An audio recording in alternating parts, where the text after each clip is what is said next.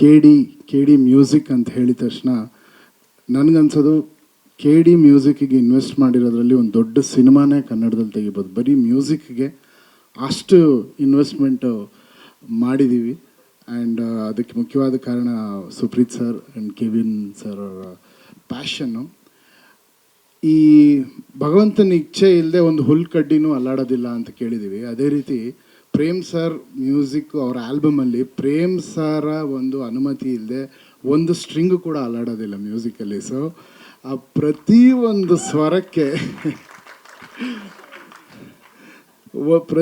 ಸ್ವರಕ್ಕೆ ಅಥವಾ ನೀವು ಏನೇನು ಸೌಂಡ್ ಕೇಳ್ತಾ ಇದ್ದೀರ ಪ್ರತಿಯೊಂದು ವಿಷಯಕ್ಕೂ ಅವರೊಬ್ಬರೇ ಓನರು.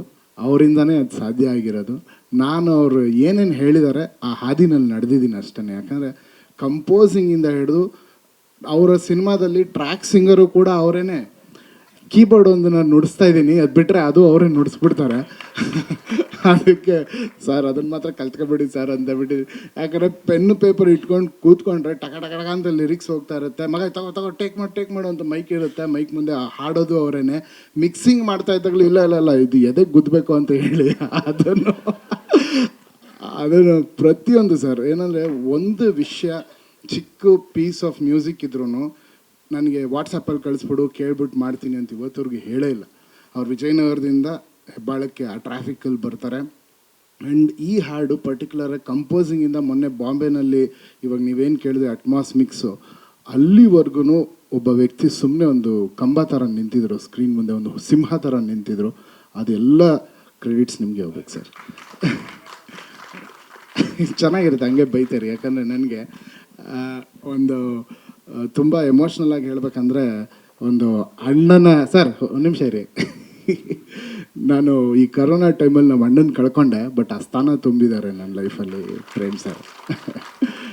ಯಾವಾಗಲೂ ಆ ಥರನೇ ನಾವಿಬ್ಬರು ಕೆಲಸನೂ ಮಾಡಿರೋದು. ಅದು ಯಾವತ್ತೂ ಒಂದು ಮ್ಯೂಸಿಕ್ ಡೈರೆಕ್ಟ್ರ್ ಅಂತ ಕೆಲಸನೇ ಮಾಡಿಲ್ಲ. ಯಾಕಂದರೆ ಅವ್ರು ಫೋನ್ ಮಾಡಿದ್ರೆ ಎಲ್ಲಿದ್ದರೂ ಎದ್ದು ನಿಂತ್ಕೊತೀನಿ. ನಾನು ಏನೇ ಆದ್ರೂ ಅವ್ರ ಹಿಂದೆ ನಿಂತಿರ್ತೀನಿ. ಯಾಕಂದರೆ ಅವ್ರ ಪ್ಯಾಷನ್ ಅಂಥದ್ದು. ಒಂದು ಕಣ್ಣಲ್ಲಿ ಯಾವಾಗಲೂ ಒಂದು ಫೈರ್ ಇರುತ್ತೆ, ಒಂದು ಪೀಸೂ ಕಮ್ಮಿ ಆಗಬಾರ್ದು. ಆಮೇಲೆ ಈ ಲಿಸ್ಟ್ ನನ್ನ ಕೈಯಲ್ಲಿ ಹೇಳೋಕ್ಕೆ ಆಗಲ್ಲ ಸರ್, ಎಷ್ಟು ಜನ ನುಡಿಸಿದ್ದಾರೆ ಅನ್ನೋದು. ಇವ್ರು 1000 ಜನ ವಿಷುವಲಲ್ಲಿ ಹಾಕಿದ್ದೀರ ಸರ್, 1000 ಮೀರಿ ಮ್ಯೂಸಿಷಿಯನ್ಸ್ ನುಡಿಸಿದ್ದಾರೆ. ನಾವು ಫೋನ್ ಮಾಡಿದ್ರೆ ಬಾಂಬೆಗೆ ಅಯ್ಯೋ KVNನಿಂದ ಫೋನ್ ಬಂತು. ಯಾಕಂದರೆ ಎಷ್ಟು ಜನ ಇದ್ದಾರೆ ಅಷ್ಟು ಜನ ಬೇಕು ಅಂತಾರೆ. ಈಗ ರಿದಮ್ ಮಿಕ್ಸಿಂಗ್ ಅಂತ ಹೇಳಿದ್ರೆ ಬಾಂಬೆನಲ್ಲಿ ಎಷ್ಟು ಜನ ಇದ್ದಾರೆ ಸರ್, ಬೆಸ್ಟ್ ಅಂದರೆ ಒಂದು 80 ಜನ ಇರ್ಬೋದು. ಅಂದರೆ ಆ 80 ಜನರನ್ನು ಕರೀರಿ ಅಂತಾರೆ. ಆ 80 ಜನರನ್ನ ಡೇಟ್ ತಗೊಂಡು ಅವ್ರನ್ನೆಲ್ಲ ಸೆಟ್ ಮಾಡೋಕ್ಕೆ ನಮಗೆ ಇತ್ತೀಚೆಗೆ ನಾವು ನಮ್ಮ ಭಾರತದ ಲೆಜೆಂಡು ಜಾಕಿರ್ ಹುಸೇನ್ ಸಾಬ್ನ ಕಳ್ಕೊಂಡ್ವಿ. ಅವರ ಬ್ರದರ್ ತೌಫಿಕ್ ಖುರೇಶಿ ಅವರು ಫುಲ್ ರಿದಮ್ ಸೆಕ್ಷನ್ನ ನಮಗೋಸ್ಕರ ಅರೇಂಜ್ ಮಾಡಿದ್ದು. ಅವ್ರು ಬಂದಾಗಲೇ ನಮ್ಮ YRF ಸ್ಟುಡಿಯೋ ಫುಲ್ ತುಂಬೋಗೋದು. 100-120 ಜನ ಯಾವಾಗಲೂ ಇರೋರು. And India's best sound engineer Eric ಪಿಳ್ಳೆಯವರು ಕೆಲಸ ಮಾಡಿರೋದು. ಸೊ KDನಲ್ಲಿ ಏನೇ ಮುಟ್ಟಿದ್ರು ದಿ ಬೆಸ್ಟ್. ಈಗ ನೆಕ್ಸ್ಟ್ ಸಾಂಗಿಗೂ ಅಷ್ಟೇ, ಯಾರ ಕೈಗೆ ಸಿಗಲ್ಲ ಅವ್ರನ್ನೇ ಕೇಳ್ತಾರೆ ಸರ್. ಅವ್ರು ಹೇಳಿದ ತಕ್ಷಣ ಸರ್ ಇವ್ರು ಸಿಗಲ್ಲ ಸರ್, ಹೌದಾ ಹಂಗನ ಅವರೇ ಬೇಕು ಸಾರಿ. ಆ ಥರ ತುಂಬ ಸಿಂಗರ್ಸ್ಗೆ 6 ತಿಂಗಳು 7 ತಿಂಗಳು ವೆಯ್ಟ್ ಮಾಡಿದ್ದೀವಿ. ಅವ್ರು ಕೆಲವರು US ಅಲ್ಲಿರೋರು. ಇನ್ನೂ ಭಾಳಷ್ಟು ವಿಷಯಗಳಿದೆ, ಸಿಂಗರ್ಸ್ ಹೆಸರೆಲ್ಲ ಹೇಳ್ತಾ ಹೋಗ್ತೀವಿ. ಬಟ್ ನನ್ನ ಲೈಫಿನ one of the best experience K D album music create ಮಾಡ್ತಾ ಇರೋದು one of the best experience. ಯಾಕಂದರೆ ಯುರೋಪಲ್ಲಿ 264 ಪೀಸ್ ಆರ್ಕೆಸ್ಟ್ರಾ ಇಂಡಿಯಾದಲ್ಲೇ ಯಾವ ಸಿನಿಮಾಗೂ ಯಾರೂ ಮಾಡಿಲ್ಲ. ಫಸ್ಟ್ ಟೈಮ್ KDದಲ್ಲಿ ಇಂಡಿಯಾದಲ್ಲೇ ಮಾಡಿದ. ಯಾಕಂದರೆ ಮತ್ತೆ ಅದಕ್ಕೆ ಅವರೇ ಯಾರು ಏನು ಮಾಡಿಲ್ಲ, ಹೈಯೆಸ್ಟ್ ಯಾವುದು ಸರ್ ಇದು ಒಂದು ಸಿಂಫನಿ ಅಂದರೆ ಒಂದು 264 ಪೀಸ್ ಹಾಕ್ಬೇಕು ಸರ್ ಅಂದರೆ ಅದೇ ಬೇಕು, ಓಕೆ ಬುಕ್ ಮಾಡಿ ಅಂತ.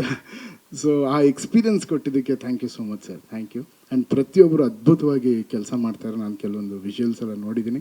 Anand audio Shyam sir thank you so much. ಅವರು ಕೂಡ ಈ ಆಲ್ಬಮ್ ಅಂದರೆ ತುಂಬ ಪರ್ಸ್ನಲ್ ಇಂಟ್ರೆಸ್ಟ್. ಅವ್ರು ಯಾರೇ ಹೋದ್ರೂ ನನ್ನದೇ ಸಿನಿಮಾ ತೊಗೊಂಡೋದ್ರು ಸರ್ ಪ್ರೇಮ್ ಸರ್ ಥರ ನೀವು ಪಬ್ಲಿಸಿಟಿ ಮಾಡ್ತೀರಾ, ಕೊಡ್ತೀನಿ ಅಂತ.